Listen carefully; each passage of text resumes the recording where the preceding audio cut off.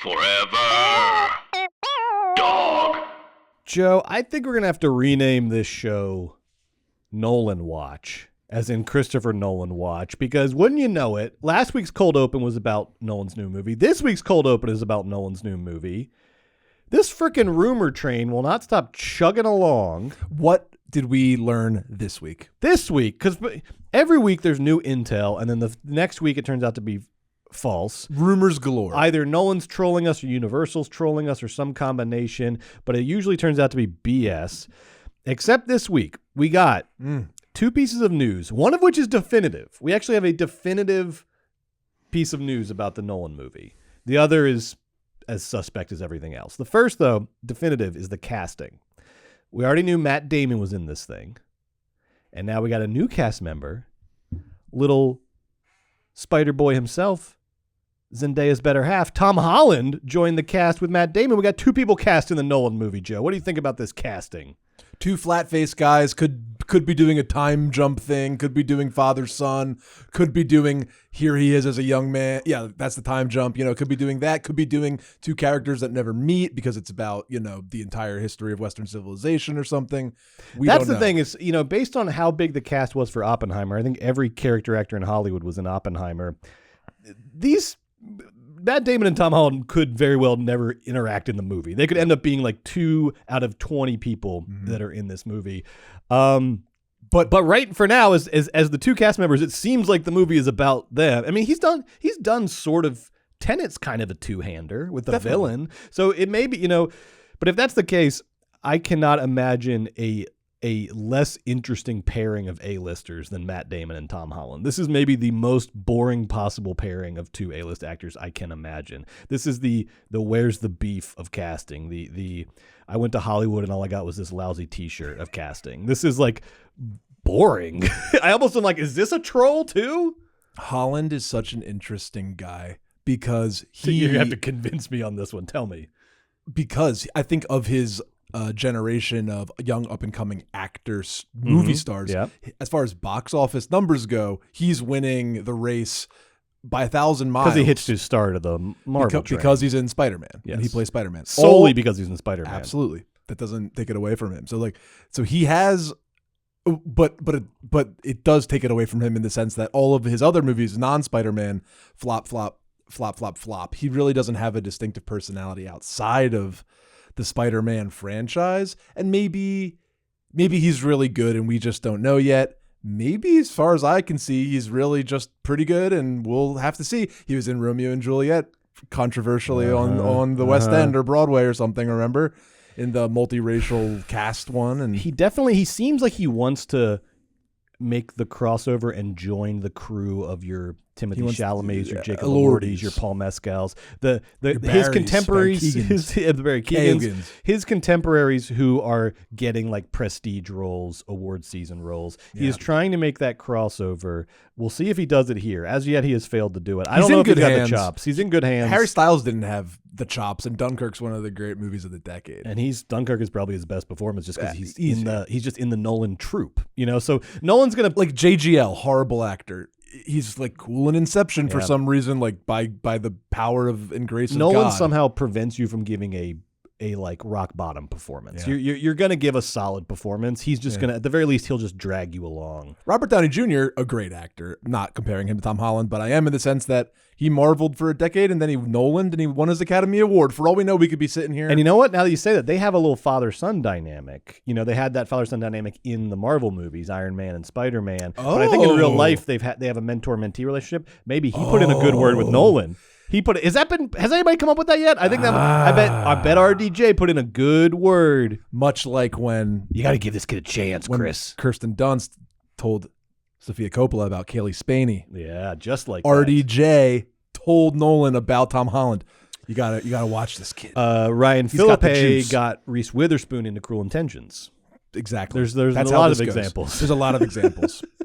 Now, the other rumor we got that seems less reliable, because Hollywood Reporter published the Tom Holland casting story, and in that article they wrote, plot details are being kept under wraps, but sources say, we hear this every week, sources say the setting is not present day. but they mention it's unclear whether that means past or future. Yeah, I mean, So that doesn't mean anything. You know Is nothing. it yesterday? Yeah. But then Gizmodo, of all people, Gizmodo, which does like tech journalism, right? Yep. They republished this and they added this little nugget in. And this is very bold of Gizmodo. In the Hollywood Reporter story about Holland's casting writes that the setting is not present day, et cetera, et cetera. Well, we heard, they're using the first person here. We heard, two of those things could potentially be true. We got word from a reliable source that Nolan's film is a vampire movie set in the 1920s. So Gizmodo set this Nolan train. It had finally gotten back on the tracks on a reliable footing. Okay, Tom Holland's in the Hollywood Reporter. We know that's true. And then Gizmodo sends this train reeling into chaos by saying vampire movie set in the 1920s. Maybe, you know how, or maybe not. The right wing always hits you with this one, like who are the sources? Yeah. Name the sources. Yeah. Otherwise, that's what I'm going to do on this story. Gizmodo, name your sources. This is a fake news. Show me your sources. Who said vampire movie set in the 1920s? Reveal your source. I actually wonder if this is a little bit of trolling from Universal or Nolan as well, or from this source, because as we'll talk about in the movie news section, the Blade remake has been indefinitely put on hiatus because of 100 issues, one of them being the script. And apparently one of the issues with the script is that it originally was set in the 1920s, and then the Marvel didn't like that, and so they're trying to get a script in that's like more present day now. But we almost had a 1920s Blade for a second. This feels like, I'm wondering if are you positing that like Disney got cold feet on that script when they heard Nolan was doing it, or No. you're saying What I'm positing Nolan stole is that the idea from Blade? I'm not positing either thing. I'm positing a third thing, which is that Universal is trolling Disney Marvel, who can't get this Blade movie off the ground by saying, well, maybe Nolan will do the 1920s vampire movie. I think this is a troll. I think it's not true. Now, doesn't Coogler have a vampire movie coming out? Coogler also does. With Michael B. Jordan. I don't know how this is true based on their track record. Early word is it's not great. Oh, really? That's what I've heard. Show me your sources. Show me your sources. I don't know. And it's also going to be, Nolan starts filming this movie next year for a release in July of 2026. They also think like the movies, the Coogler movie and the Nolan movie are going to be over a year apart. Nobody's going to give a shit. Right. So yeah, Coogler is doing a period vampire story. That sucks what to hear. What were my sources? I just read. I don't know. I read 100 things a week. Half of it's unreliable. Well, I really like Creed. It's a huge movie, and I really like Black Panther, which was a huge movie. Yeah. Coogler's, and then I watched the trailer for the Michael B. Fruitvale Jordan, who I love, Station? and I said to myself, "Great, Yeah. that looks great." So I don't look. Show me your source. I know. You Show know what? me your I'm source. going to say that my source is unreliable on this one, and I don't even know I can't remember what the source was. Fuck It your was source. one of the 100 newsletters that I get in my email, all just full of industry nonsense every day of the week. We'll be back here in 2 weeks talking about what a piece of dog shit the Coogler vampire one is. Now, we're going to have to wait a while for this Christopher Nolan movie. We're going to probably have to wait a while for any reliable intel on it. But in the meantime, this week on Movies Baby, we finally got to see Anora, Joe. Sean Baker's new movie, Anora. It came out in limited release last weekend. We saw it. We're going to review it. Plus, Smile 2 and the hottest Hollywood news and box office updates that you crave. We got it all, baby. Joe, are you ready? Oh, yeah. Then, Carson, why don't you roll that theme song, please? Oh, there it is.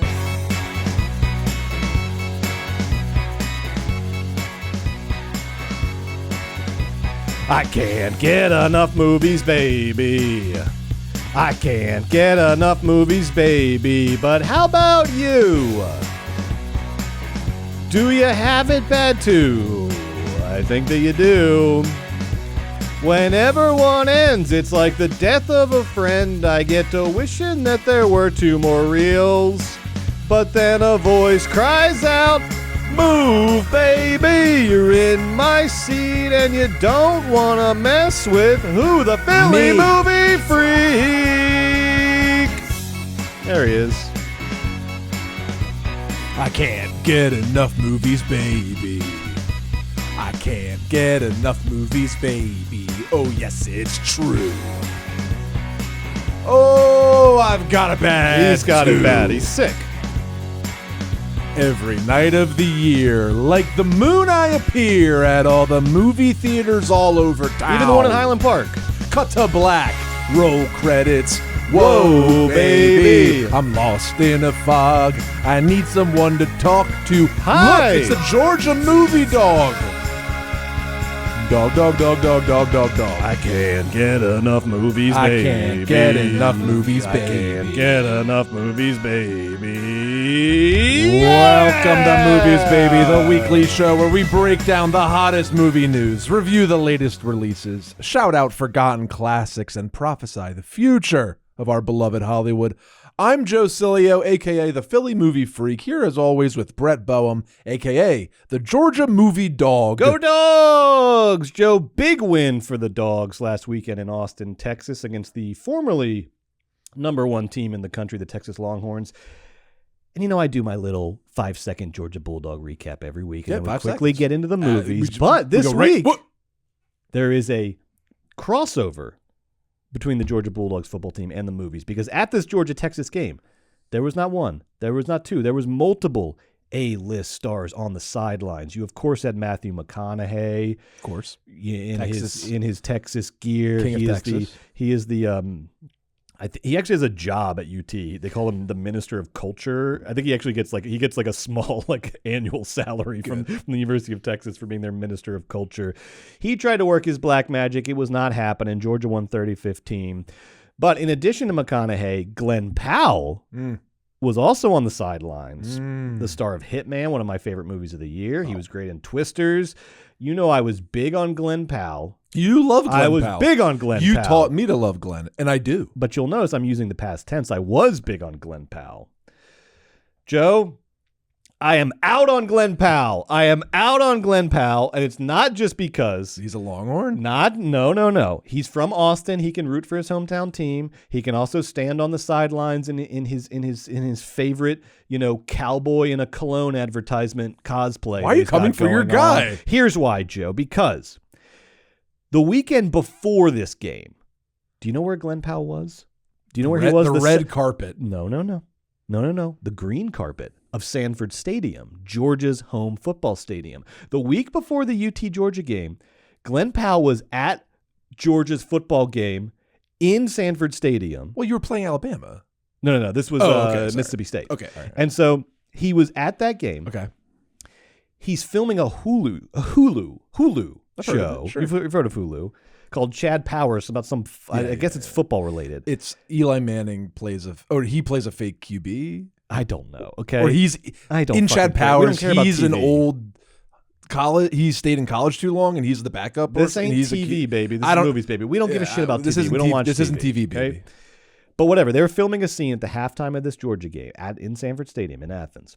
And the scene was, Glen Powell runs out. He's got a silly blonde wig on. He runs out with his team, and they asked the whole stadium to boo when he comes out, because I guess he's in the other team's stadium.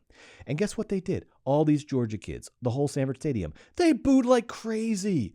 Unpaid background actors. They gave their all. They gave it all to this baby. They were booing. They're going, you suck, all this stuff. Perfect. They played the role. They nailed it. So he goes to Georgia, gets all this free labor from the Georgia fans for his Hulu show. And the next week, what is he doing? He's rooting against Georgia. He's just an actor. They shoot things in Georgia because of the tax credits. He should show what more the producer loyalty. set up. And I'm not saying don't root for Texas, your hometown team. I'm saying, do you have to be all on the sidelines in your fake cowboy gear about it? You look like Matthew McConaughey's younger brother. It's not happening. Chad McConaughey. I'm out on Glen Powell. You'll be back. You'll be back. Well, I'll see you around. I'm gonna love Chad Powers. I'll see you watch all 6 episodes. All 6 20-minute episodes. The one silver lining here, though, Joe, the one gift we got out of this is that Georgia's coach, the great Kirby Smart. Yeah. My answer to the question, if you could have dinner with one person, living or dead, who would it be? It would be Georgia coach Kirby Smart. Kirby was asked about Glen Powell in his post-game press conference, and this is the week before Texas. So this is like, did you know Glen Powell was here filming this scene? Did you see all that going on? And this is what Kirby said in response, Carson, if we can play that clip.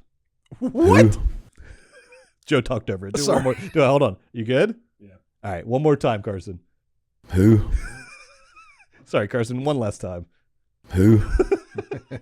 Who? Thank you. Wait, now. So honestly, All right, devastating, devastating for now Glen. we need a soundboard. Devastating for Glen. 'Cause That would be good. on there, right? Who? So they were like, Kirby, did you see Glen Powell was here from Who? Who?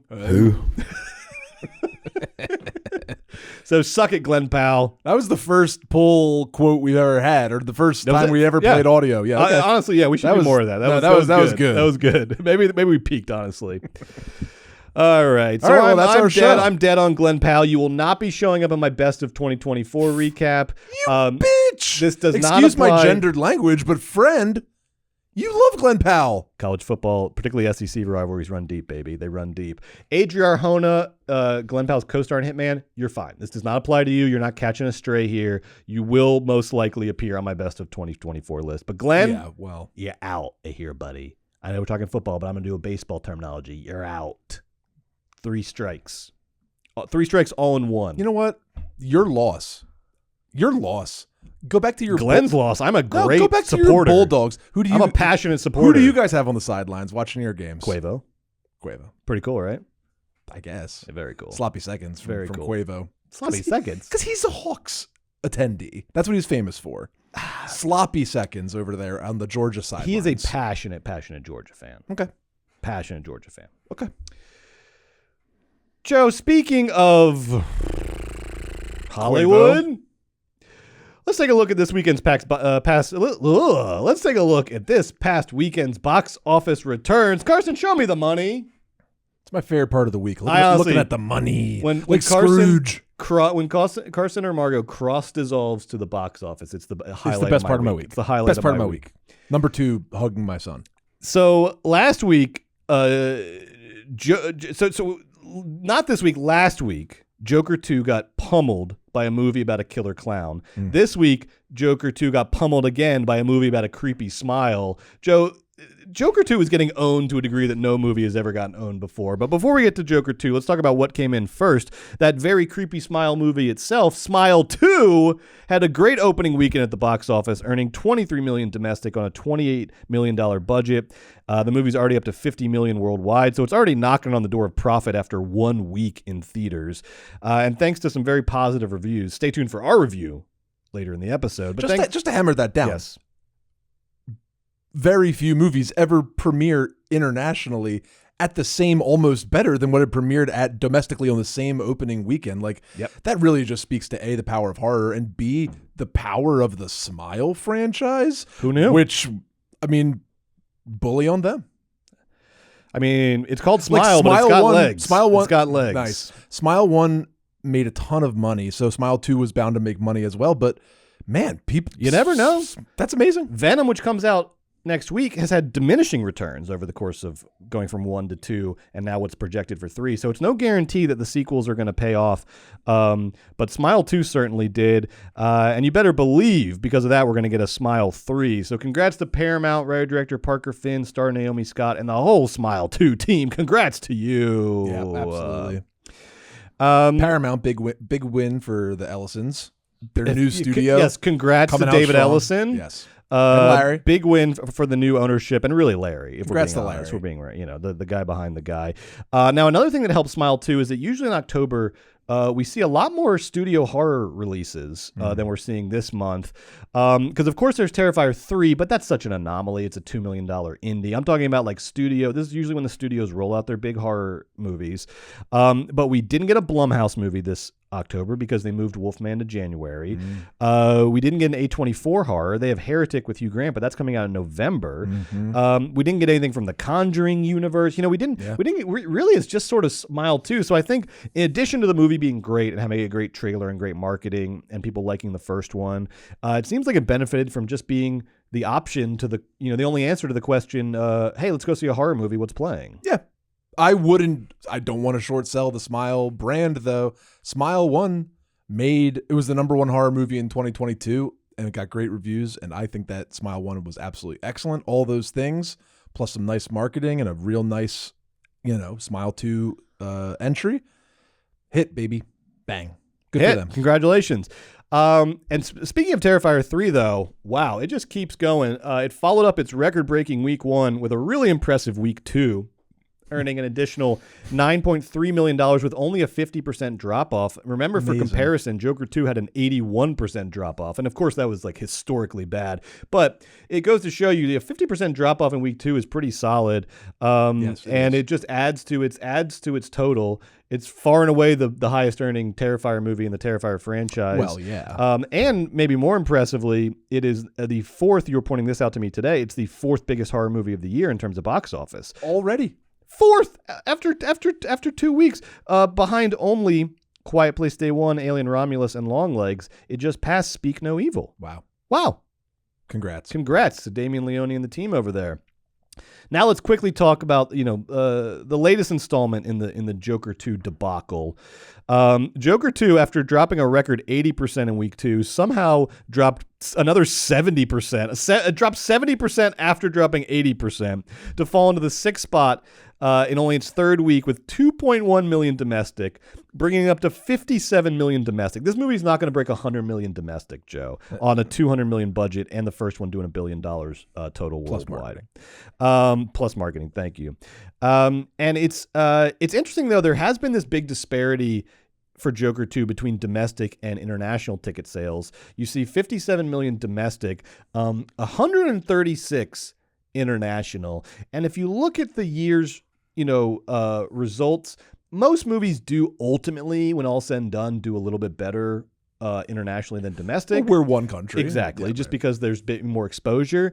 But not like this kind of disparity. Usually it's very marginal, almost the same. Here, we're seeing international being almost 3 times as big as domestic. And it made me think of the point you've been bringing up about how, in addition to Joker 2 just being sort of an uninspired slog of a movie, you think American audiences are fatigued with the vibes. They're fatigued with, lonely men with violent tendencies who get red-pilled. They're fatigued by that plot. They're fatigued by I do think the that. School shooter kind of character.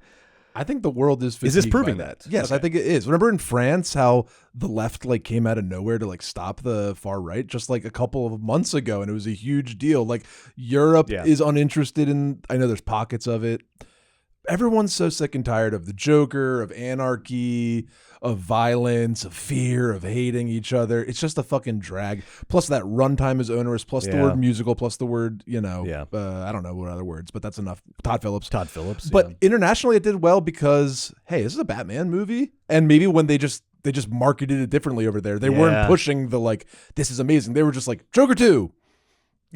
Joker 2. It's funny, movies like this seem to do better when you think about them less. Yes, right. There was such a discourse around the movie here in America, and I wonder if other countries had that same level of discourse saturation, or if they were just oh, hey, it's the new Joker movie. I haven't heard a damn thing. I'm sure it's good.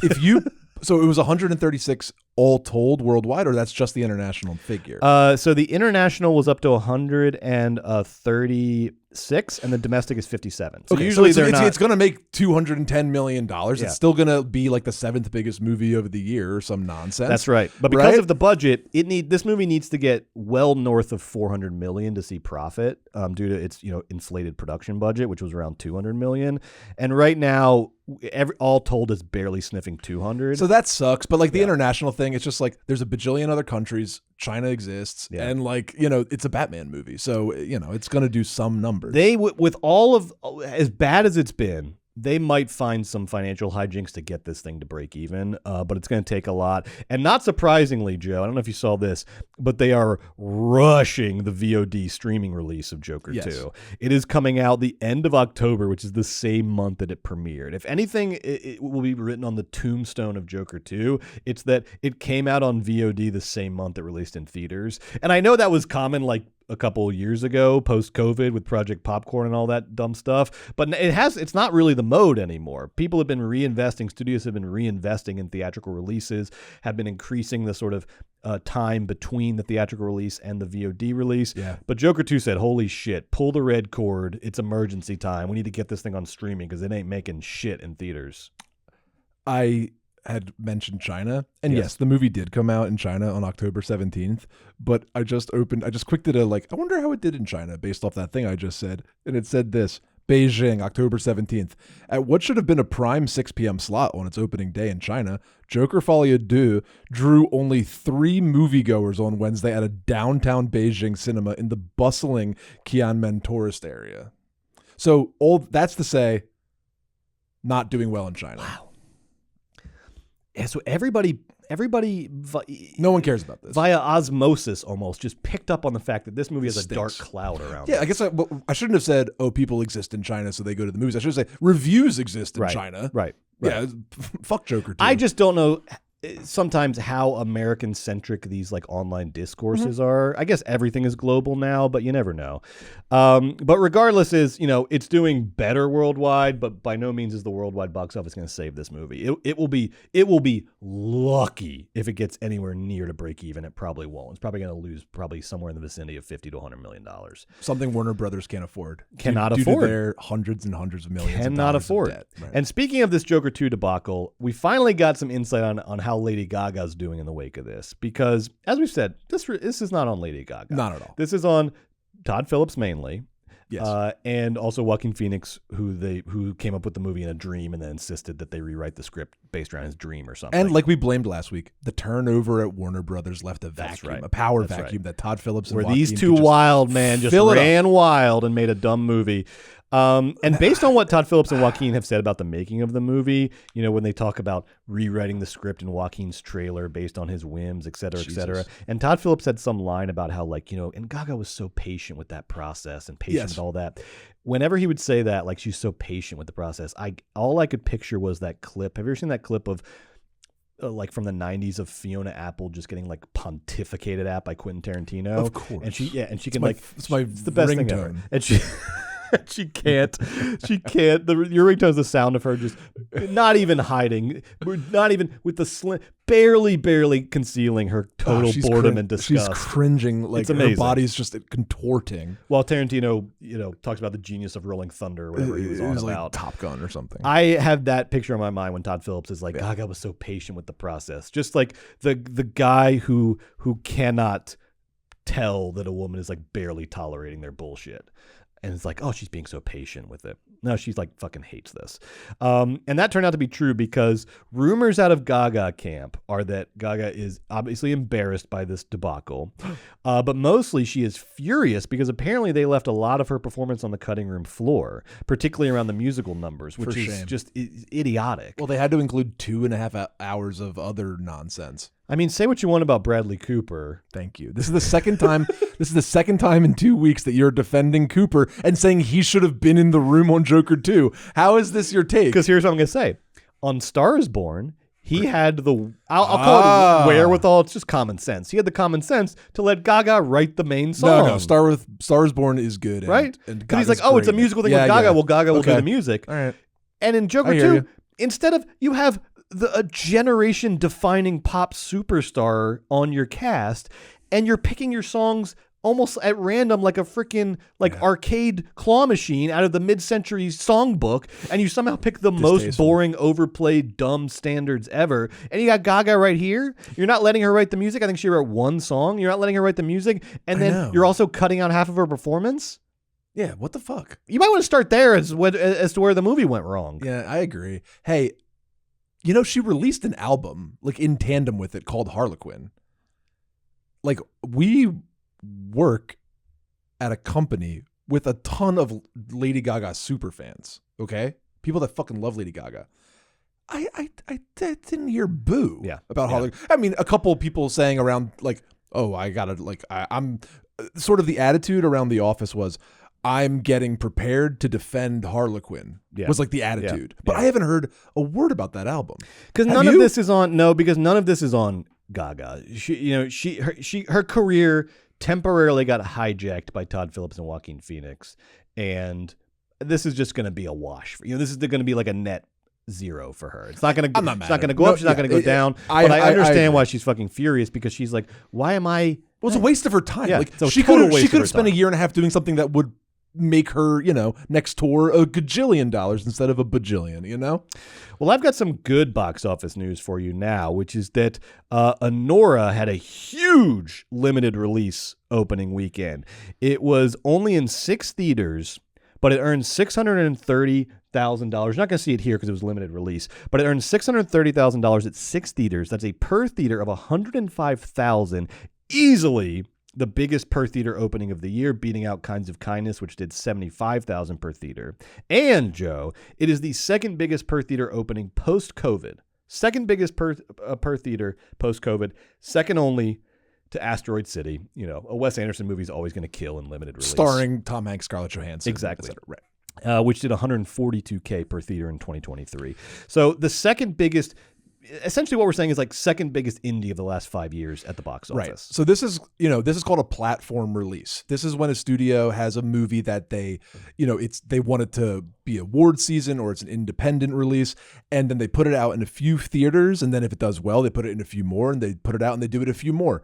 In the past, this could take time. Famously, The King's Speech, it had like 5 months of slightly wider releases, and it ended up making $150 million or something. Well, actually, I have it right here. $139 million in North America, $472 million worldwide, and won Best Picture because the horrible Weinsteins appropriately like paced out that. Now that's from a bygone era, and I get that. But I just want to say, like, though I am so happy for Anora and so happy for Sean Baker that this did so well, I am nervous, Brett, because Asteroid City only went on to do like $27 million. Yeah.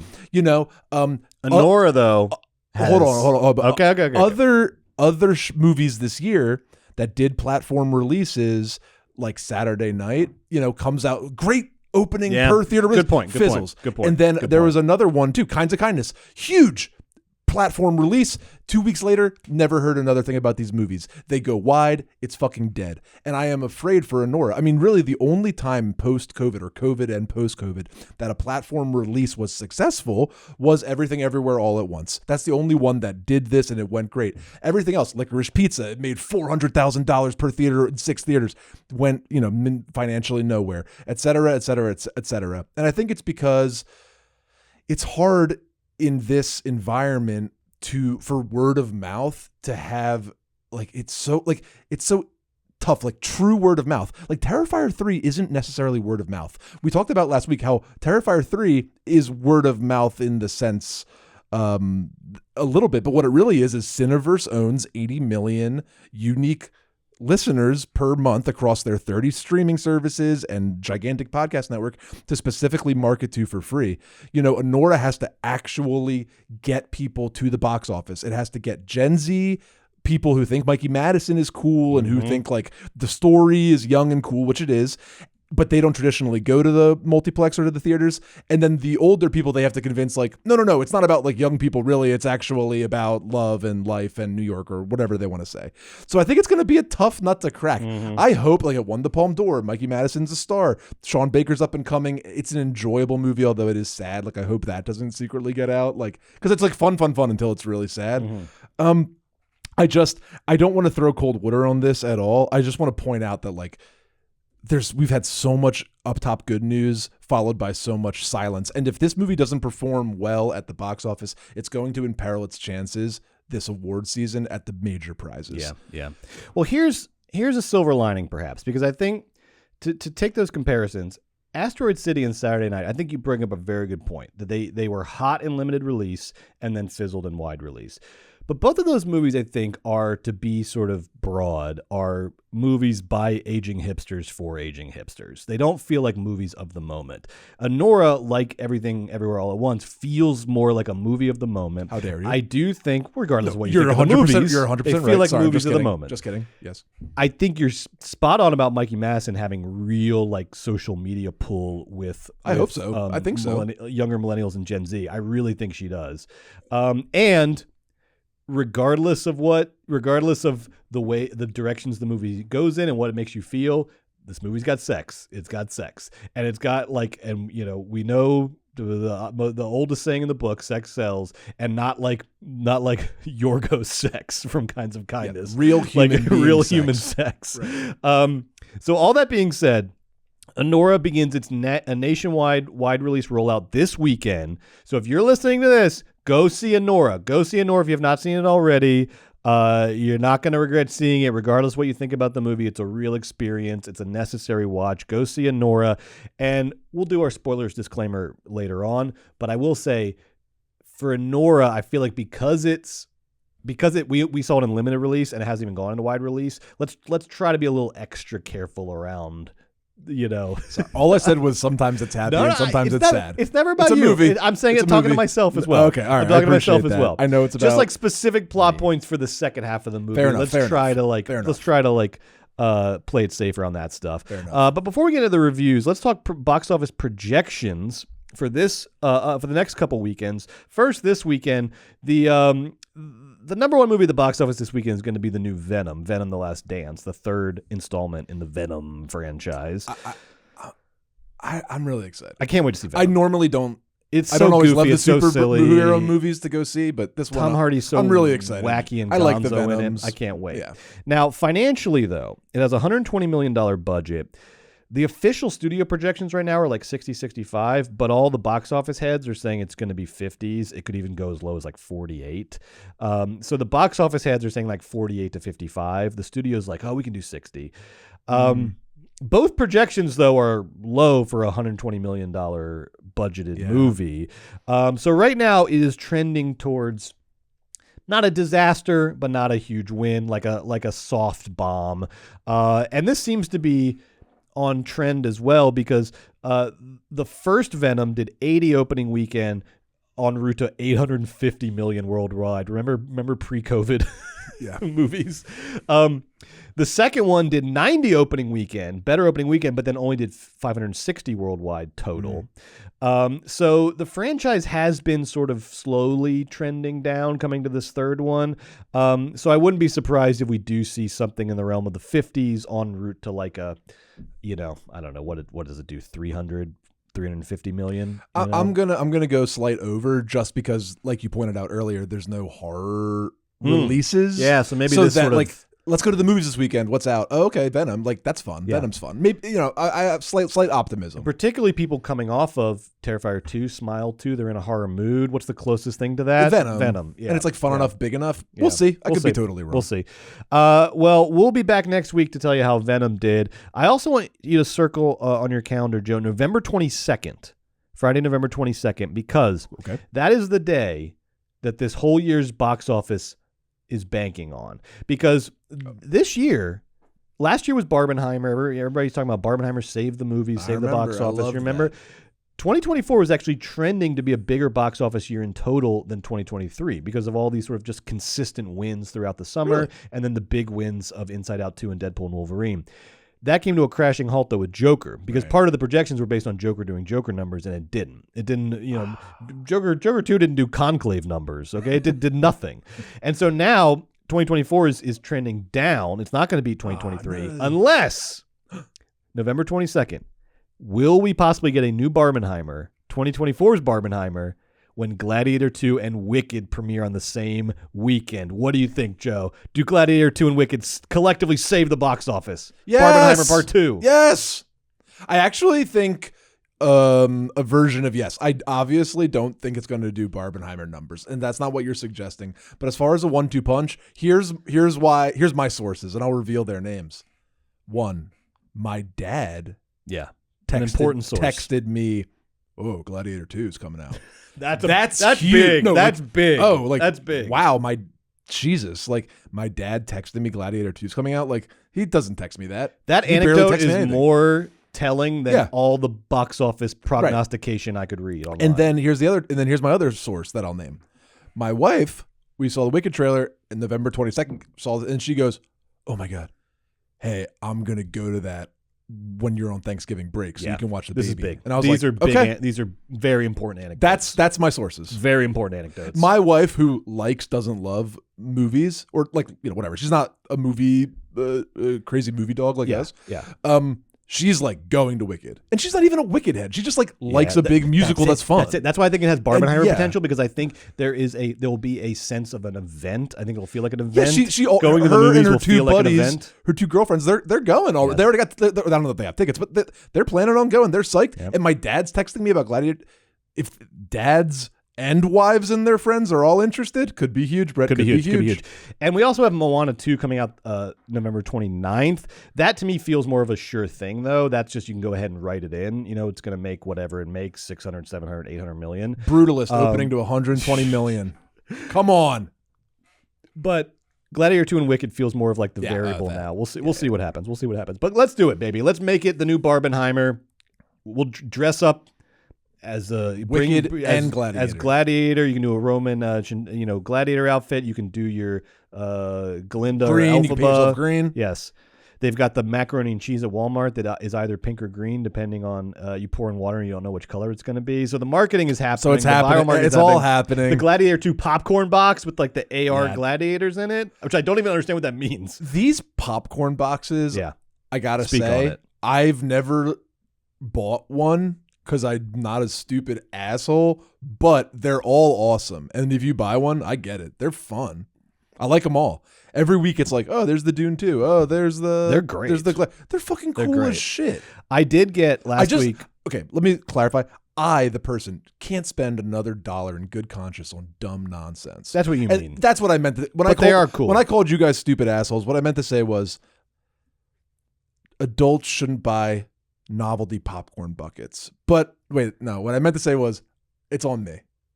What you meant to say was this is a brilliant scheme by the theaters to continue to make money as box office receipts kind of they're go actually down sick. year I over want. year. All right, I'm gonna get one. Maybe I'll get Gladiator too. You should Gladiator too. You know what I got last weekend, which was like kind of a soft approach. It was like the first step to getting one of these popcorn boxes. I should have brought it today. I got a Smile 2 limited edition cup. Oh, you got the cup? I got the collector cup. I saw the cup. It's very cool. It has Very Sky cool. Riley and it like changes. That's sick. It's fun. I'm gonna get that Gladiator 2 popcorn box. I just so easily I could get the Smile 2 cup. Yeah. Get the Gladiator 2 box. Before I know it, in a year, I'm sitting in a room full of nonsense, and I've spent like $1,500 on it. You definitely want to avoid what I was saying earlier about how one time at Universal Studios I got the Chucky collector's popcorn box. This thing fits like 8 pieces of popcorn. I was like, oh, it's not functional? Why are you calling it a popcorn box? Like, am I the only asshole who's actually trying to eat popcorn out of this thing? Because you can't. I see some people I love and respect, movie people, on Instagram, and they're like, I got 2 of the buckets just in case. It's like, just in case what? Your wife leaves you and you don't want to give it to her in the divorce? You give her the second one? All right. I really don't know. Let's talk some movie news, baby. What's going on in Hollywood this week? We finally got to see a trailer for the aforementioned movie, The Brutalist, the movie everyone's talking about, Brady Corbett's The Brutalist. This is the top movie coming out of festival season. There was a poll of all the critics who went to all the festivals and saw all the movies. This was the highest rated movie coming out of the festivals, even higher than Anora. Whoa. It is a 3.5-hour epic with an intermission that chronicles the life of Laszlo Toth, a Hungarian-born Jewish architect played by Adrian Brody, who survives the Holocaust and emigrates to the United States with his wife, Erzsébet, played by Felicity Jones, right? Yeah. And to experience the American dream. They initially endure poverty and indignity, but soon he lands a contract with a wealthy client, Harrison Lee Van Buren, played by Guy Pearce, that will change the course of his life. It's distributed by A24. It's a Best Picture frontrunner. We're going to be talking about it a lot in the coming weeks and months. We finally got our first look at a trailer. It's just a teaser. But oh boy, Joe, what'd you think of this Brutalist teaser? Fucking gorgeous. Amazing. The trailer, beautiful, but all of the shots look gorgeous. The thing about this movie is Corbett shot it in 70mm VistaVision for only $6.5 million. How? 3.5 hours. How does We'll talk more about that later. How does a movie that gorgeous? I want you to take everything you think you know about movie financing and then go watch the trailer, the teaser for The Brutalist, and realize that this movie cost $6.5 million, and then throw out everything you think you know about movie financing. Joe, we're going to have to do a full breakdown of this movie's budget at some point. But Can't wait. That'll be in future weeks. But man, has a movie ever... I'll make this all about me because I'm talking on the podcast. I don't know if I've ever seen a movie more just designed to get me hyped. That trailer, I was like, yes, check, check, check. Big, massive shots. The Birth of America, immigrants. Is that Ellis Island? Adrian Brody, 70mm. It was giving me like, what if Terrence Malick directed The Godfather? Right. Is what it's giving me. It's like, what if, because it had like sort of Godfather coming to America. Yeah. What is America? You know, Once Upon a Time in America. Yes, Very that. Yes, but it had those big like contemporary Terrence Malick, like Tree of Life Terrence Malick. It had those big Tree of Life shots in it, but combined with like an actual plot that's interesting. Give me more of the Brutalist, baby. Give me all you got of the Brutalist. I can't wait. Fuck yeah. Now, a movie that I'm a little less excited about that got announced this week is that Luca Guadagnino, who already had 2 movies come out this year, Challengers and Queer, which hasn't come out yet, was named as the director of the new American Psycho reboot that they're doing, that Lionsgate is doing, which is already a red flag. No, we got to support. Now I wanted to. You got to play it safe. Now you I can't wanted do the to win. Luca American Psycho. You got to do Saw 12. Well, they're doing Saw 12 or 11. This is because Lionsgate had probably the worst year any movie studios had in history. Their movies lost collectively about $600 million this year. Except the ones that like literally closed. This has to be the worst. But Brett, wait. Yes. Slight pushback. Luca's aesthetic, his glossy, superficial, sexualized pop imagery might be the perfect complement to I'll give you that. American Psycho. I'm not the biggest Luca fan. I'm on record for that, but I think you're right that his style is a good fit for American Psycho. They said that, quote, they're rebooting it for the modern age with a fresh new take on the character. He has a cell phone instead of a business card. They have no idea what it's going to be. He wears a big T-shirt insteid of fucking tie. Okay, yeah, he's like Silicon Valley instead of Wall Street. No, actually, that's good. Do Silicon Valley instead of Wall Street. Write that down. Or do like Austin, Texas bros. Oh, fun. Now you're thinking. Right? Now you're thinking outside the box. Anyway, so Luca is the director. Luca doing American The writer Psycho. is Scott Burns, who's a big Soderbergh collaborator. He wrote Side Effects, The Informant, Contagion, also wrote The Bourne Ultimatum. So the other thing that is kind of a red flag, even though I like Scott Burns as a writer, the first American Psycho, one of I think the secrets to why it was so good is that it was famously directed by a woman and written by a woman, directed by Mary Herron, and then written by Guinevere Turner, who's also in the movie as one of Patrick Bateman's like victims. And Herron got a co-writing credit as well. So I think having that sort of, you've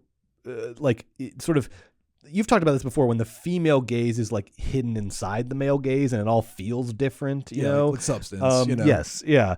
I feel like that's the secret of American Psycho is that creative team. But now we got 2 dudes doing the new one. I don't know, Joe. Here's my generous response, which is American Psycho, love it or hate it, is part of our sort of modern American canon. And much like if you were to do a production of, Medea, I'd want to see your take on it. So I just think that like you're right. And that's why American Psycho, the first one with Bale, works so beautifully. But American Psycho, tale as old as time. The guy's greedy and crazy and a serial killer. Like, I don't think it needs, I want to see many people can tell this essential modern American story. And I'm interested to see Luca's glossy, sexualized take. I bet we're all going to be like, did he honor Bateman too much? And it's like, no, like that's going to be like the conversation. Yeah. I mean, he's going to like pan down his like chiseled abs, like covered in blood. And everyone's going to be like, did Luca want to have sex with him? And the answer, of course, is like yes and no. And people are just going to be stupid. What do you think about it. casting? What do you think about? Is this just like, does Timothy just like get this like because, or like Josh O'Connor, who we worked with in Challenger? It's going to be one of the hot boys. It's not going to be O'Connor. It's going to be one of the like rat boyfriend baby girls. Fine, but it's going to be someone from that. It has to be pool. one that can like clean up good though. O'Connor's like Chalamet has the jawline for it. Chalamet's good. Chalamet's not going to be. He's not American Psycho though. He's like a little boy. He would have to like American bulk. Psycho. He has to like own it. Like I feel like the Elordi's are too young. Elordi, yeah. But Elordi was eating lunch with Luca though. Like Elordi's really? Elordi's who they say is going to be it, and I'm sure that'll be very good. He's too. But like I wish there was something. He's too sweet because with Bale we know Sweet. Bale will like yell at a DP. Yeah. like Bale can access the darkness necessary for Bateman. Bale's so great. I don't know if Elordi can access the darkness. We don't know what Elordi can do. I think Elordi is going to do a lot. I don't have a good. I wish I had a good answer. Like there's like all the classics, Mezcal, Joe. I Tom think I got Holland. No, I got the perfect casting. Okay. I did very definitively earlier in this episode say I was out on him. No, but this would be Glen Powell, baby. This is a Glen Powell role. Let Glen Glen would murder this. Glen cannot access the darkness, but in a way that would like Make it twisted. make it worse. Yeah, because he would just be like Glen can do this. Glen can do this. To watch. He's got dead eyes, dude. He's got dead eyes. Imagine Lordy's eyes are too soft. Luca's camera obsessing over Powell as Bateman. Yes. That'd be great. Yes. Now who's going to play I'm still Willem out on Dafoe's Glen part? Powell. Okay. Oh, good question. Probably Willem Dafoe. Who's going to play Jared Leto's part? Who's getting the axe in the head? That's the real question. That should be Chalamet. Yeah. All right. Last news item. Blade, the Blade movie at Marvel. They've been trying to make this Blade movie forever.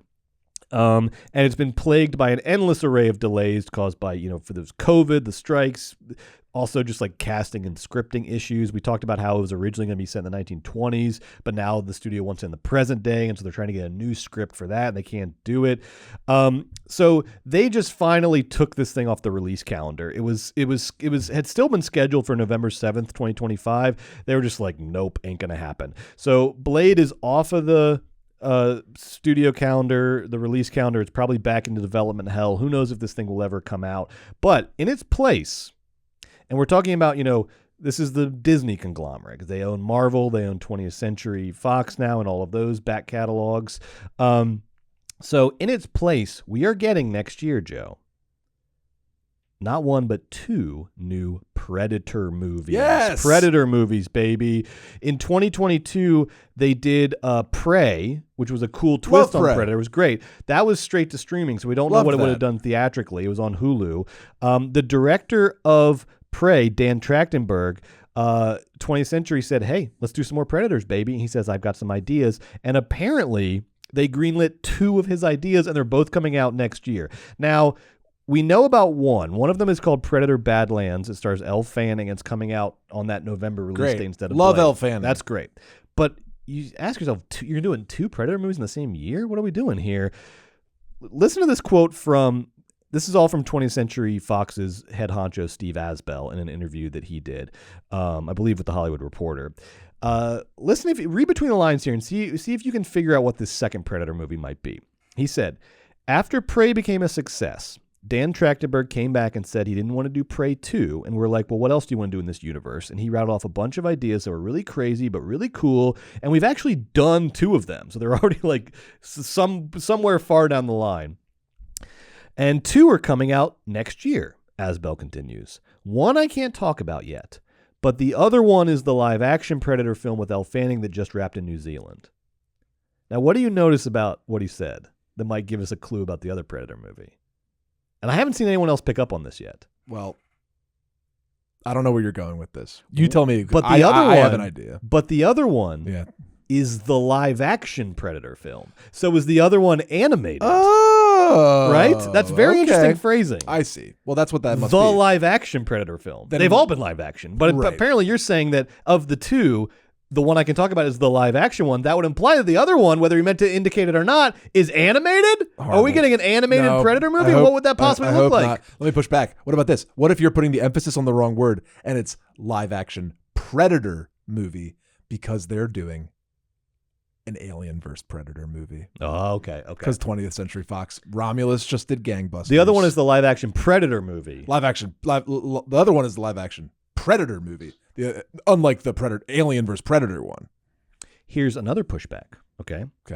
I think Hollywood, and particularly the people who are in charge of these big franchises, are possibly tapping into something interesting. Where we have this new Lord of the Rings movie coming out, in November, that is animated, and it is animated in like an anime style. And we know we've seen in the box office, even the domestic box office, we see anime movies are doing big business. Even in the American box office, they're doing big business. They're creeping into the top 10. Are we going to get such a crazy speculation? But I'm putting the pieces together. Are we going to get an anime style animated Predator movie? Is that where this is going? They do this. I don't know what this is, whether they redid old episodes or made new ones, but on Max, when I was scrolling through, there's something called like Rick and Morty anime was like the number 1 or 2 thing last week. Like, much like Disney takes their cartoons and turns them into live action, maybe a great thing to do is you take your cartoons and live action and turn them into anime. There was another franchise that did this too, and not The Matrix, famously, of course, Animatrix. Yes. There was a Another one, but I like your guess. Right? I hope I'm right though, because I want to watch Alien vs Predator. That would be awesome. That would be want awesome. to watch a cartoon. I don't have a know recording of the interview, so I don't know you're what- open to cartoons, which is nice. I'm closed off. So. Well, Transformers 1, you were like, I gave it a You shot. were ultimately I looking famously for it. didn't like it, and then I got pilloried online by the ardent Transformers haters community. gonna hate. Haters gonna hate. Now, 20th Century also announced in the same interview that they also have an Alien Romulus sequel in the works that presumably is bringing back both Kaylee Spaney and David Johnson, the leads, the two leads of Alien Romulus. So it seems like what's happening here over at Disney is that with Marvel going through this awkward, endless transition phase that it's in, that might just be the death knell of the Marvel Cinematic Universe, where they just can't. Everything's getting stuck in development. They're just not in. They're no longer in the glory days of Endgame and that era, which is everything is a hit and they come out like clockwork every year. Now it's like they can't get these movies even into development because of scripting issues and casting issues and directing issues, and they can't even get the new Avengers sorted out. So while they're in the Marvel is in this awkward transition phase, and I say that understanding that they have the second biggest movie of the year, but that might You're not end wrong. up that right now seems to be the exception that proves the rule. Deadpool and Wolverine. It seems like Disney is going to be leaning more on their 20th Century Fox purchase, and specifically 20th Century Fox's IP back catalog, Alien, Predator, etc. They even, in this interview, Steve Asbell even hinted at two other movies that would be amazing. The interviewer asked him about the possibility of a Speed 3, which with Twisters doing so well, do the other Jean de Bont 90s action movie that did great, right? He liked that. He liked that a lot. Okay. We might get Speed Keanu 3 back. as bad as, Speed 2 Cruise Control, historic disaster, flop, but Fucking whatever. who cares? What? Could it be because you didn't have, with all due respect to Jason Patrick, maybe it's because you didn't have fucking the leads from the first one. No one's worried about Twister 2 or whatever 2. And he said that there's also a Master and Commander prequel in the works over 20th God. Century. He said he's a big fan. It sounds like he really wants it to happen. Steve Asbell is don't into do it. That. He said they're just looking for the right director. That does feel like a euphemism for development hell. But fingers crossed on the Master and Commander prequel. That's too funny. That's never going to happen. Love to see that. Why would that happen? Love to see Did that. Master and Commander make a lot of money? Get Glen Powell in a wig, put him on the ship. It writes itself. Still out on Glen Powell, though. All right, Joe, next up, we're going to review this week's new releases, Anora and Smile 2. But before we get to that, I do want to say for the audience that while we do try to avoid any major plot spoilers in our reviews, it is impossible to give an honest review of these stinking movies without talking about them in their entirety. And so if we're reviewing a movie that you don't want spoiled in the least, not even a little bit, and we're going to try to play it extra safe with Anora, but if you don't want these movies spoiled at all, we recommend that you play it safe and put us on mute and then rejoin us when we move on to the next movie. Just keep an eye on the screen graphics. Or if you're listening to this or watching this after the live stream, I put all the time codes down in the description so you can see when we're doing what. So just catch up with us when you want to catch up with us. Let's talk about Anora, Joe. Written and directed by Sean Baker, the auteur behind Tangerine, The Florida Project, Red Rocket. The DP on this movie is Drew Daniels, and it stars, as the poster will tell you, Mikey Madison as Anora. It was distributed by Neon, who continues to have the best year in their existence, and one of the best years ever by an indie distributor. Anora tells the story of a sex worker named Annie, birth name Anora, who lives in Brighton Beach and works nights at a strip club in the city. There she meets Russian oligarchs, the son of a Russian oligarch, Vanya. They party, they hit it off, partly because she speaks Russian, and then he pays her to essentially be his girlfriend, do sort of a girlfriend experience thing for the following week. And during this week, they take a spontaneous trip to Vegas. They're partying everywhere, at his house and his mansion in Brooklyn, and then they fly to Vegas on a private jet. And while they're partying in Vegas, they're really hitting it off, and they decide to get married in Vegas.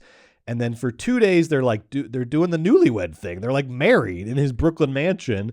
They're doing drugs. They're fucking. They're playing video games. But then the honeymoon comes to a crashing halt when Vanya's handlers find out that he's gotten married, and they come over to the house to confront him. And then shit hits the fan, baby. Joe, what'd you think of Anora? Brett, I love Sean Baker. Tangerine, one of my favorite movies of all time. So going into Anora, won the Palme d'Or. The buzz is out the wazoo. I had very, very high expectations walking in, and Anora cleared that bar easily.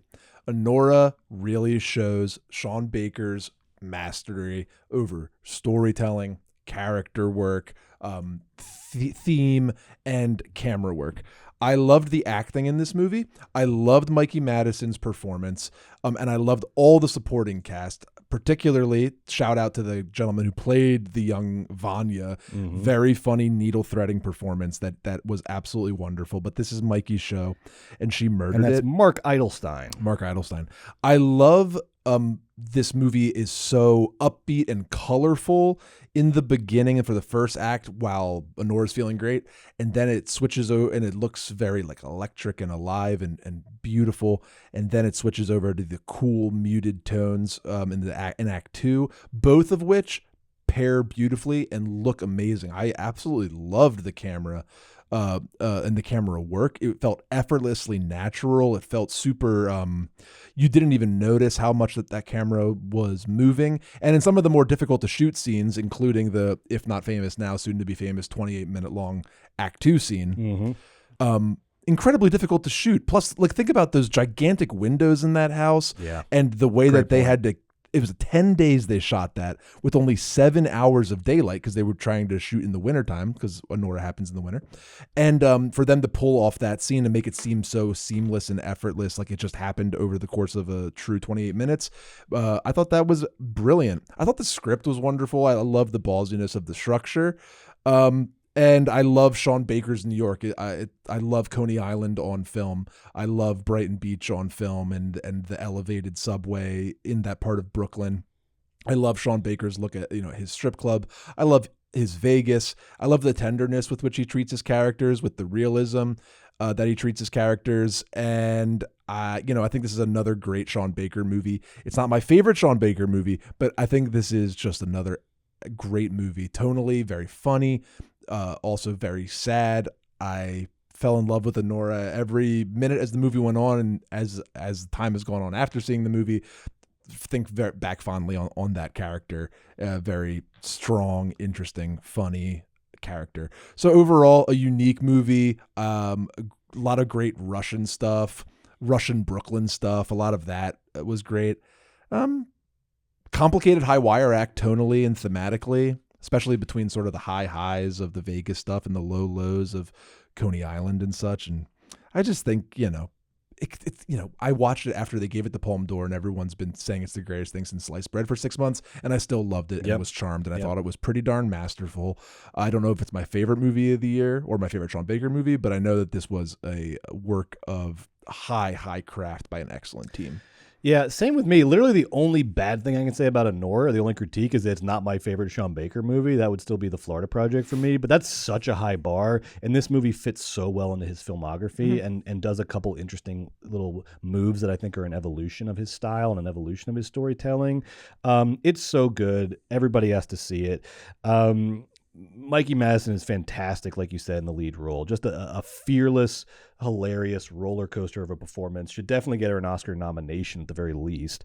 And she, not to dwell on the nudity and the sex and everything, but she said something interesting in an interview with the New York Times last week, where she was saying that she was always comfortable with the nudity and the sex scenes because quote, Anora was too. Anora was comfortable with them too, and there was never a thought in my head to be nervous or anything. And so the reason I bring this up is because I think it gets at what is actor's going to act, but in this movie, No, I'm saying she's an actor's actor. An actor's actor, exactly, Sorry, exactly. And I think it points at what's so great about the performance is that it's one of those performances where she knows that she's killing it. You can tell that she knows that she is perfectly suited to the character. She knows that everything is clicking. She knows that all her instincts are right. She just knows that she's found her perfect character, and so that gives it just the propulsion of this dynamic, fearless performance. All comes out of the fact that she doesn't think of, it's an actory thing to say, but I think in this movie it really is true that she just doesn't think of herself as separate from the character. She's comfortable in the sex scenes because Anora is comfortable in the sex scenes, and I am Anora, and the performance has that sort of confidence to it and that fearlessness to it. It's also interesting in this movie that Sean Baker didn't use an intimacy coordinator for the movie, which has become, industry standard since Me Too. And obviously would not recommend this as a general rule. You don't want David O. Russell being his own intimacy coordinator. But in the case of Sean Baker, this is a guy who all his movies are about sex workers. One of his missions as a filmmaker seems to be to humanize sex work and sex workers. He's friends with sex workers. He knows the world. And so in this isolated case, it seemed like it really benefited the movie. And I'm wondering if that's where, the sex scenes and the more intense scenes got their sort of realism and intensity and resonance from, is that Sean Baker probably is better at being an intimacy coordinator for his own movies than an industry standard intimacy coordinator, because he knows how to talk to the actors about the scenes. He knows the characters so well. He knows how to get them comfortable with it without sort of ruining the mystique and the dynamism he's trying to create in these scenes. And so again, not recommending that as a general rule. You don't want Todd Phillips being his own intimacy coordinator. Probably don't want Luca being his own intimacy coordinator. Oh, come on. And this is nothing, I'm just saying, there's different types of directors. And in this unique case, it feels like it benefited the movie to have Sean Baker, play the role of the intimacy coordinator. And that also, I think, is what contributed to Mikey Madison having just the confidence and the fearlessness to play this character and play this role. Sean Baker's writing and directing are just at peak form here. The movie is so funny. It humanizes every single character. There's a moment where these three Russian handlers that are like sort of mob adjacent, they seem like sort of mob archetypes, different points in the hierarchy, like the kind of like a kind of guy who's sort of at the corporate level, a guy who's sort of in the middle, and then just the sort of like tough guy henchman at the bottom. But then Sean Baker sort of effortlessly, but also with such detail, gives each character their own arc, their own identity. He never writes off anybody. He never lets anyone disappear into archetype. He never like just lets the archetype do the work, or let the sort of stock character do the work. He always humanizes everybody, makes every character feel relatable, usually because he just has them like make mistakes and have accidents and get hurt, and so then they have to show you their humanity as a result of that. And I think that's why Sean Baker is emerging among the sort of great contemporary directors. I think Sean Baker is emerging as our great humanist, because it seems like with a lot of the great directors working now, from Tarantino to PTA to even like Damien Chazelle, like the competition is over like virtuosity, whereas Baker isn't really concerned with virtuosity in the way that a lot of these particularly male directors are. He really is a humanist at heart, whose concern is for the characters and for the story, and almost as like bringing it down as much as he can, bringing it down to the human level, to the relatable level, to the resonant level. And I think it just has created a really unique filmography, of which Anora is definitely a high point, even if it's not my favorite of the filmography.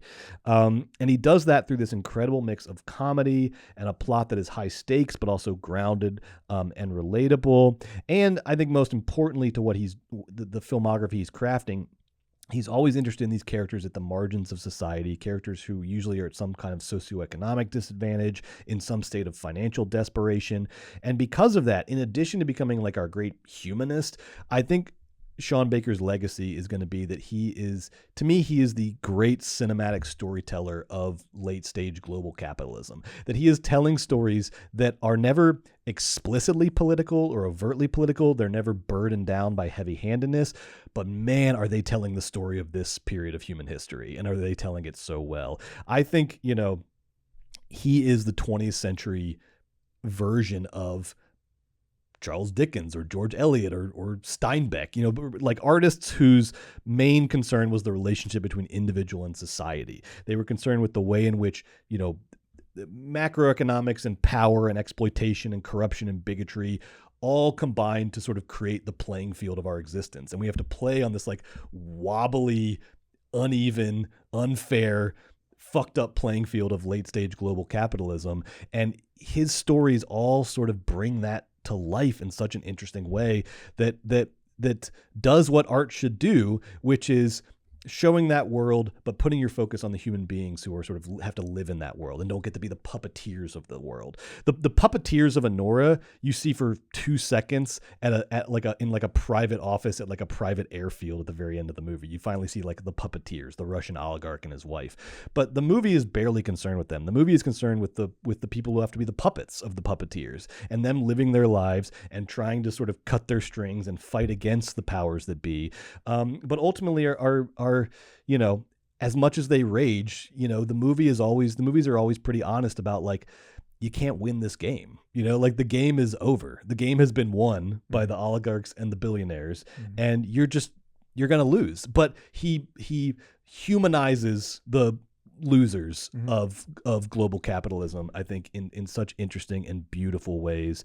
And I think he really is slowly but surely, without trying to play someone else's game, I think slowly but surely he really is emerging. Sean Baker is as one of the great contemporary filmmakers, one of the great filmmakers of the 21st century, and without trying to play the game of virtuosity. And look, God bless the virtuosos. I can't wait for the Brutalist. But Sean Baker is going to do what Sean Baker does, which is, 90 to 120 minute humanist stories that are funny and compelling and tragic and sad all in one.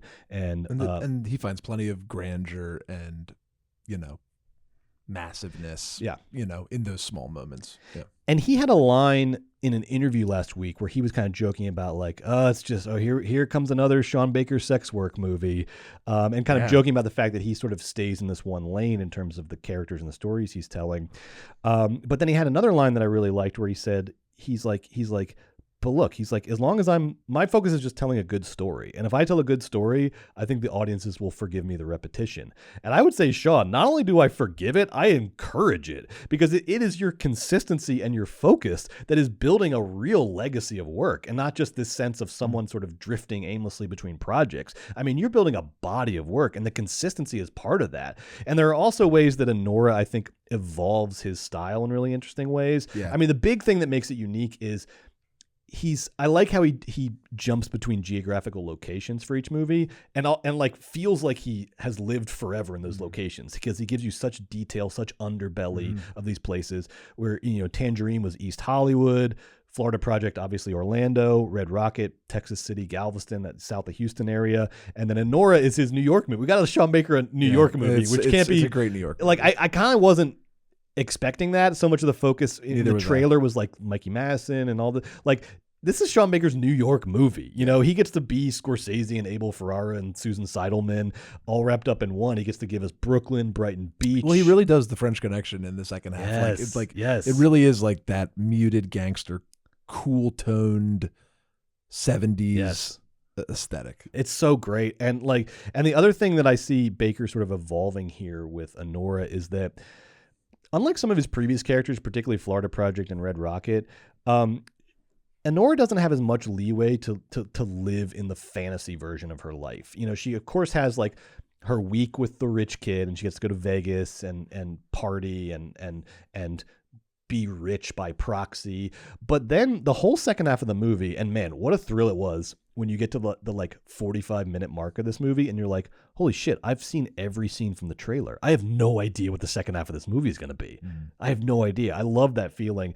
And in the second half of the movie, Annie really has to just confront the reality of her life and live in the reality of her life. And even though she rages against it and tries to fight against it and tries to fight against this sort of this being exploited and getting everything, given to her and then taken from her at sort of at the whims of the rich, she really has to, through the end of the movie, just live in the reality of her life. And she doesn't get that escape into fantasy that, Florida Project and Red Rocket both end with these scenes where the character is allowed to sort of escape into the fantasy version of their lives. And of course he's doing that to show you how fake the fantasy version is, that because it's not, it doesn't bear any resemblance to what we've seen leading up to it in the movie. But in Anora, it was interesting for her not to get that escape into fantasy at any point, in the second half of the movie, that she just has to ultimately confront the reality of all this. I really liked that. It felt like an evolution of his style. And last shout out would be to Yura Borisov, who plays Igor, which is, at first he seems like maybe the most insignificant character. I mean, there's no insignificant characters in Sean Baker movies, but he feels like he's the least significant. He's going to have the least to do, the least lines. He's like the tough guy of the three Russian handlers that show up. But then in these shots, there's these shots where like he and Anora will be in the same shot, and she's out of focus and he's in focus, and you start to be like, and he's not saying anything. He's just listening, because he's just there to get physical if things need to get physical. But you're like, what is Sean doing? Why is he focusing on the little tough guy? But he's like really listening carefully. And then out of that, he builds the Russian henchman, the tough guy, into arguably the second most important character in the movie. And he does it step by step, slow step by slow step. But for, everyone just wants to get rid of Anora. This henchman ends up being the only guy who like is interested in Anora and cares about her in any way and wants to know more about her and sort of help her and like wants, and just the way that character emerges and goes from what seems like a supporting character into a main character is amazing and fascinating and really gives the second half of the movie like its spine. And it gives it a spine around which Mikey Madison can give her big performance, which is so great. So loved Anora. Everybody's got to see it. Smile 2. Smile 2. Let's talk about Smile 2. Written and directed by Parker Finn, who directed the first Smile. Director of photography, the DP is Charlie Seraph. And the movie stars in a breakout performance Naomi Scott as pop star Sky Riley, who is preparing for a big world tour as part of her return to the spotlight a year after she was in a tragic car accident that severely injured her and killed her partner, played by Jack Nicholson's son, Ray Nicholson. She's also a recovering addict. We don't know kind of in what stage of recovery, probably pretty early stages. She's got a lot of stress and trauma in her life, and it only compounds 100-fold when she becomes the latest target of the Smile Demon from Smile 1, who is an evil parasite that moves from human host to human host, breaking them down psychologically by playing on their fears until ultimately taking over their bodies and forcing them to kill themselves. And it's all triggered by the smile, the creepy smile. Will Sky be the Smile Demon's latest fatality, or will she find a way out of her situation? You have to watch Smile 2 to find out. Joe, what do you think of Smile 2? Brett, I'm glad you asked. I love Smile 2. Smile 2 actually was amazing. It was the scariest horror movie of the year, period. This movie had me going, like 5 times, and it had me slipping down in my chair like twice. Like, you think, or I think, you think you've seen it all when it comes to jump scares, but this mother effer, Parker Finn, he's like the jump scare, like artiste. This guy's pulling out jump scares left and right. He tricked me every time. The jump scare is such like a tired thing that we all sort of have to deal with. And when people do it well, it's very impressive. Like I was really impressed earlier this year in First Omen, had some really nice, really excellent, scary jump scares. Nothing compared to how scary these jump scares were in Smile 2. I was like, bah, bah. Parker Finn, amazing. Smile 1 in 2022, everyone was talking about Barbarian, a movie that I like very, very much, and all these other horror movies. And then Smile came out, made $1 gajillion. It was sort of the studio's horror entry, so it wasn't really for the cool kids. I watched Smile 1 and I go, well, that was freaking amazing. I loved Smile 1. I couldn't believe what I was seeing because it's one of my favorite horror things. When the actor is the scary thing, that's just like you're singing my language. Like when the actor's being the scary body, like in Pulse, the body climbing over the couch, or Joe, yeah.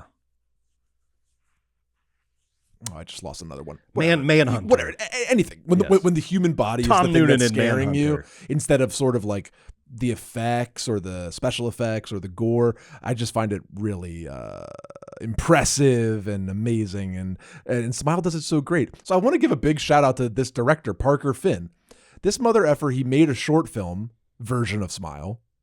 Then he made Smile. Smile went on to make a ton of money. And then he directed Smile 2, which, Brett, is better than Smile 1. Mm-hmm. This guy, Parker Finn, you're my Osgood Perkins, honey. Here we go. Osgood Perkins directed Longlegs. Great. Good movie. I liked it very much. Parker Finn should be the guy who I want to see from the imagination of, from the mind of Parker Finn. Yes. Not Ty West. The Osgood Perkins we were promised. Osgood Perkins. Is actually Parker Finn. Parker Finn is our best young horror director. Folks. Because Parker Finn, he's not resting on his laurels. He's bringing big theatrical scares. Brett, I love Smile. I love Parker Finn. I love acting. Oh, and then finally, speaking of acting, I love this performance by Naomi Scott. Incredible. We've had a lot of good horror performances this year. There's been Tiger Free. Nell Tiger Free. Nell in Tiger the Free. First Omen. She was fantastic. She was fucking great. Great. I was a humongous fan of Willa Fitzgerald in Strange Darling. She was Oh, transcendent. So good. Now, I don't know if Naomi was the best of the bunch because those are some goodies, but she is right there, folks. Yeah, yes. She is right there in our like Scream Queen of the Year contention. She delivers. She can dress up and sing and dance like a pop star, unlike my girl, Lady Raven, shouts. But we love that about we Lady love Raven. Lady Raven. We love that Lady Raven is the Taylor Swift in Trap, From who Trap. we love, and it's M. Night Shyamalan's daughter, and we love Trap, and Trap's awesome. Naomi Scott might really be a little bit more believable Yeah. as a big major pop star. And then not only can she do those moments great, but she can do the horror moments great. Smile 2's got some real nasty shit in it. I really respect that. I mean, we had just saw Terrifier 3. So you think I'm going to go in there and roll my eyes and be like, I don't know, but some nasty shit in Smile 2. Yeah. Yep. I have so much love in my heart for the Smile franchise. I love that it's not trauma-based horror.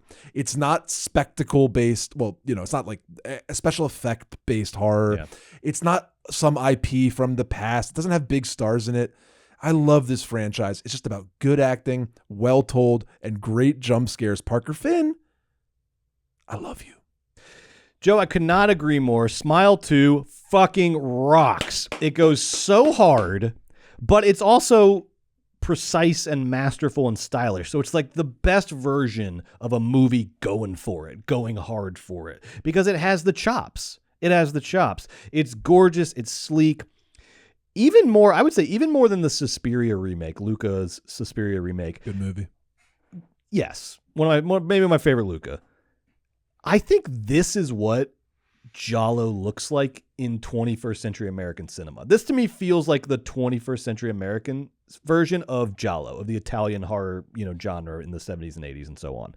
In that it has this sort of operatic high style to it. It has gorgeous color schemes, heightened performances, and it's fucking scary. It's fucking scary. And so that combination of like art horror with an actual like the scares of a popcorn horror movie is amazing. Mm-hmm. And to me, I was like, oh, this is what, because things never, when people try to like replicate the styles of the past, they never get it right. You have to like this is what, to me, this is what American 21st, this is what American Giallo would be like, is Smile, where it's like pop culture-y and it's this and that, but it has still that sort of operatic, gorgeous like veneer of a Giallo movie. This movie, like Joe said, is scary. It's tense. I also love that as stylish as the movie is, and let me go with this for a second. It has at its heart what is a fairly silly, hacky, like MacGuffin. The smile, like people doing a creepy Kubrick smile. Because when you see it at like the baseball games, like the viral marketing they do at the baseball games where people are smiling behind home plate. Oh, remember that? Yeah, I forgot about that. They're still doing that in the playoffs this year for Smile 2. They are? Yeah. Oh, cool. And there was a hilarious clip where a guy was doing that and they hit a foul ball over the dugout and it came near him and he went from doing the smile to going like, oh shit. And then we had to go back to doing the smile. So the smile is, but this is what I love about the movie is you take what is kind of a hacky premise, creepy smile, and then you make this gorgeous, sleek, actually scary movie out of it. Because 8 out of 10 times, the smile being the scary thing is going to be lame and not scarier. I want you to imagine. I hear you. See what you think about this. I think the best way I can explain Smile 2 to people who haven't seen it yet is like, imagine if Jim Carrey's movie The Mask was directed by Dario Argento. Imagine if Argento did The Mask with Jim Carrey, where it has this like hacky central thing, the mask, the smile, but oh god, like if Jim Carrey's The Mask had like the opera and the poetry and the color of a Giallo movie to it, okay. that to me is what Smile is. That's I Smile 2. I like that for you. I like that. But you don't like it no, for no, you. I don't like it for you. I like that for you. That's good. Look, go see the movie and then you tell me what you're like. You tell me. If this person directed this. Because it's the kind of movie that makes you, it's such a like self-possessed stylistic movie. It's the kind of movie where you want to like compare it and sort of like, where do I place this? Because it's fucking going hard. And it's like so this movie hard. demands creative, too. demands to be placed in the context of film history. That's how good it is. That's how fucking good it is. I completely agree. Breakout performance by Naomi Scott. She's so fucking good. She's great. Like Joe said, they nailed the pop superstar thing. She's more of, if we compare her to Lady Raven, she's more of like a Charlie XCX. Like she's Lady Raven's Taylor Swift. Sexy, cool. Lady Raven's Taylor Swift. And they fucking nail it. Right. Smile 2 rocks. You all got to see it in theaters. Did you see what was announced about Parker Finn's next movie? No. Joe. Not Smile 3? Joe. What? And if I had heard this before I saw Smile 2, I would say, oh, no. Hit me. I'm excited about this. What is it? Parker Finn apparently is doing a remake of Possession starring Robert Pattinson. Oh, he's directing that? Apparently he is, I don't know if it's official or still rumored, but Google it. A lot of stuff will come up. Apparently Parker Finn might be directing a Possession remake. The movie with Sam Neill and Isabella Adjani, which has become like everyone's cult favorite horror movie in the last 5 years. Parker Finn might be doing like, honestly, who would you rather have doing a Possession remake? When I heard there was a Possession remake, I said, now you're like, now I'm fucking in. Talk about a great acting is the scary thing movie. Yep, Possession invented that shit. The ultimate. Dude, he's going to murder that. I think so. It's like the opposite of Derrickson doing Night of the Hunter with Cargill. Oh, God. Now, speaking of approaching older movies, Joe, we got to re-rank a couple of our fantasy movies here because let's hit them. We did earlier this year on the show. We did a fantasy draft of 2024 movies. We picked, we made teams of 5 movies plus 1 alternate, and these are the movies we thought that we collectively would like the most because we're the ones rating them, and whoever gets the highest ratings overall wins.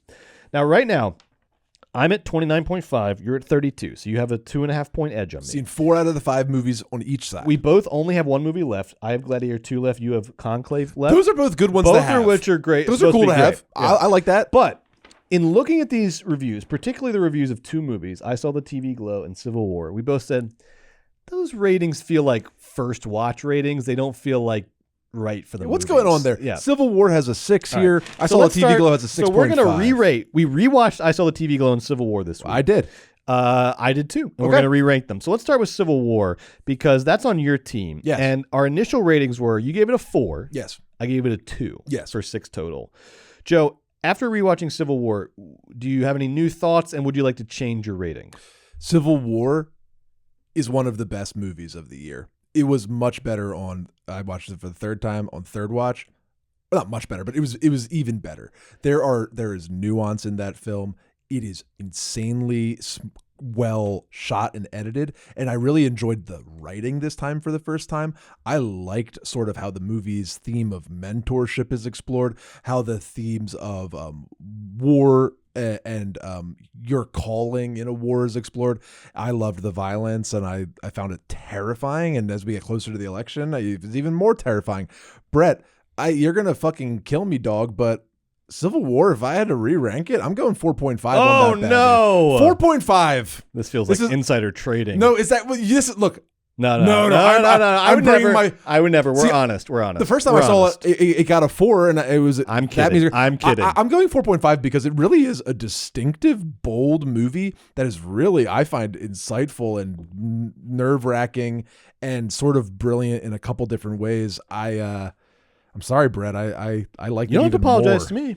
You only have to apologize to yourself. I don't want to apologize to Joe, myself. after rewatching Civil War, I did not change my low opinion of it that much, but I did change it a little. I think that Civil War is a sleek, stylish movie with uninteresting characters and lifeless dialogue. I think it's a so-so Kirsten Dunst performance, which I didn't even know was possible.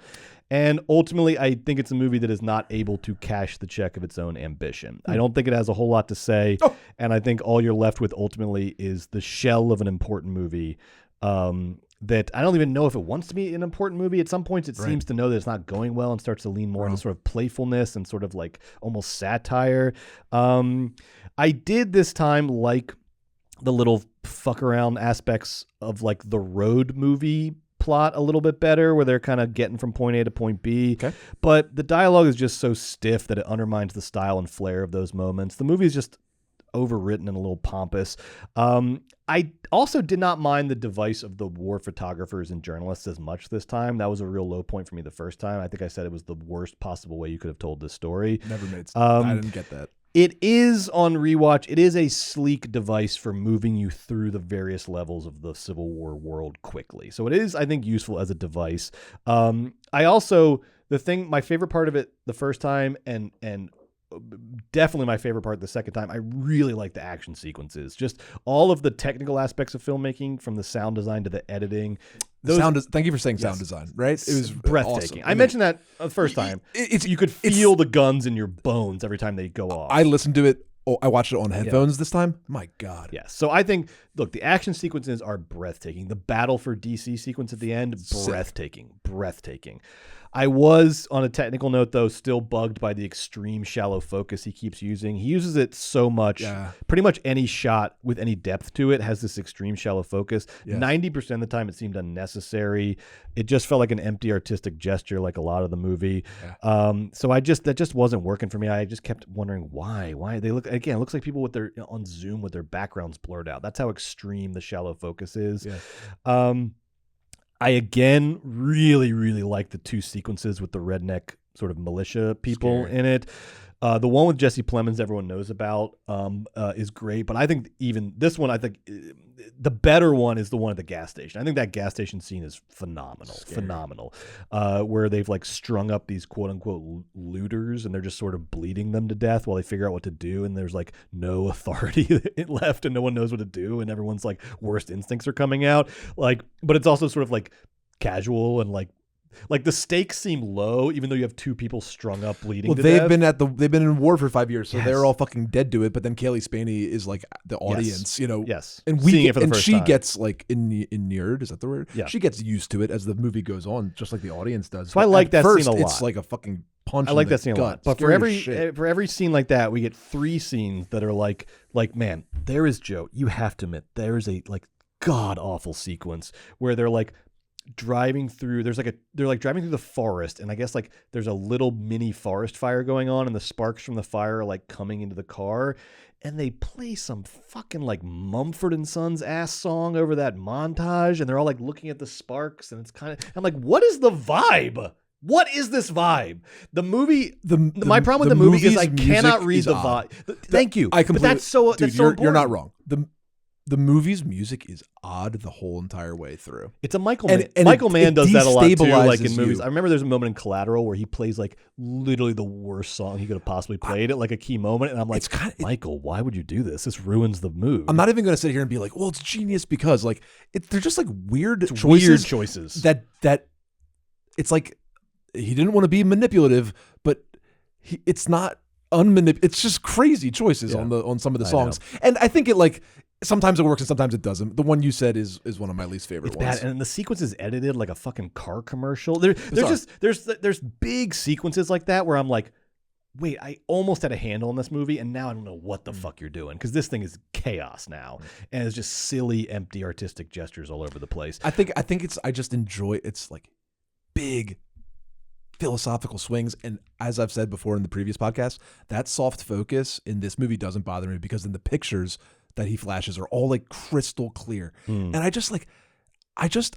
actually love the war photographer thing, and I love thinking about like I like this movie's themes, photography, and like why they do it. Kirsten Dunst says, you know, I used to think when I was over in the Middle East taking pictures, sending them back, I was sending a warning, and now here I am. Yeah. And it's like, and then what are you doing it for? And you know what they're doing it for. They're sick little fucking freaks. Okay. And the whole country's sick little fucking freaks. How about that guy after they kill the 3, combatants when they're in that firefight randomly, and then he's just like pumping it full of like a machine gun, those corpses, and he's screaming, just, like, smiling and sweet. You know what? Like I did like that. I kind of missed that shot in the first screening. I really like that shot. Everybody at 5 years into the war, right here at the end, it's just like they're trying to get their fucking demons out and enjoy it. My last couple kills before the purge is over. And that's what Kirsten Dunst is doing. Like they are, and the photographers and the journalists, like they're not trying to save anybody anymore. They're trying to like collect scalps. Like they're fucking freaks looking for the freakiest I like listening picture. to you talk about fucking the movie. Great. I get the point you're making. I just did not. I just continue to not have the same experience with that movie that you do.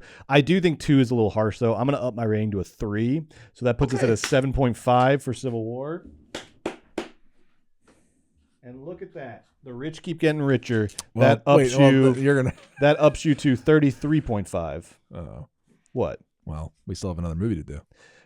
I saw the TV Glow, Jane Schoenbrun's second feature film. I gave it a 3, you gave it a 3.5 for a total of 6.5.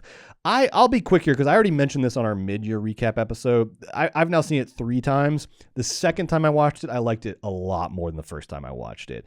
The first watch, it just felt like a movie that was stylistically a little unwieldy. But I think a lot of that was just, it's a very detailed, intricate movie. And on the first watch, you just don't, there's things you're missing. You don't see the full architecture of the movie yet. You don't know the themes. You don't sort of know where the characters are going to end up. And there's a lot in it that's like foreshadowing, a lot of time jumps. So it's a movie that definitely really rewarding on a rewatch. Yes. It's a very intricate, detailed movie on the rewatch and not at all like a sort of empty stylistic movie. There's a real thought to everything and a real detail to everything, and I think everything has meaning. I cannot stress enough how amazing and masterful the show within the show is. Like all the scenes from the Pink Opaque, which is like 90s CW teenage fantasy horror, your Buffy, you're Charmed. They're doing a version of that, and it's just so spot on the way they do it. The performances still feel not great to me, and I think they feel like over-directed. I think Jane Schoenbrun really saw this movie as like a symbolic text where all the details were controlled and all the themes were very controlled. And I think, unfortunately, a casualty of that is that the performances are treated as like pieces of the puzzle. And I think what happens is that you just don't get the most naturalistic or authentic performances that way. The actors feel like they're acting towards themes and towards like symbolic meaning versus just acting the character. And so you get kind of like that Wes Anderson style of acting where it's just like Wes's little dolls and he's just moving them around. The dialogue is also, it's overwritten. It's tough to know. Some of it feels intentionally overwritten because they are learning their language through the show. And so it's like the overwritten dialogue that teenagers, so it's overwritten, but I don't know how inauthentic it is to sort of heady, hard on their sleeve, moody, emo teenagers. Like it kind of feels real to that world. But it doesn't make it any easier to listen to their sad little teenage soliloquies. I think it's just the crime is it's one note. Yeah. It's like all those moments are like resonant and read, a version of true. But I just find that in the film, it's like, okay, well, now we're an hour in, like we should shake it up. Yeah. I can't do another sad speech. Yeah, I agree with that. But overall, I do think on subsequent rewatches that this is a really good movie. Yes. There's just so much beauty and weirdness and detail in it. It's so gorgeous and haunting. And it has some really high moments, some really high points for the occasional low points. I do think Jane Schoenbrun is a very stylish, visionary auteur in the process of becoming, who they're going to be. I still think we are early in the Jane Schoenbrun filmography, which is exciting. I'm very excited to see where Jane goes from here. I'm going to bump my rating up to 4 out of 5 for I Saw the TV Glow. Nice. I gave this movie a 3.5 the first time I saw it. So I rewatched it for the first time. I remember thinking it was really good. And upon rewatch, I still think it's really good. I think it has moments that are brilliant. It has like 4 or 5 parts or shots that are just so original, creative, and personal that they really kind of do take your breath away. I do feel that this movie, though, has long stretches of, okay, can I be done watching this movie now disease? Yeah. I wanted, no offense, like here's some things. Jane is really talented because some of these shots are just like, whoa. Also, thematically, whoa. Okay, wow, unique, right? I am not one of these fucking like sad media obsessed 90s kids though. I'm just like, I can't stand sometimes like the TV addiction. I am, and I still feel the way you feel. Okay, right. It's just like, that being said, like this movie is obviously like abundantly personal, and that reads in all of the moments that I am, can connect with. I do.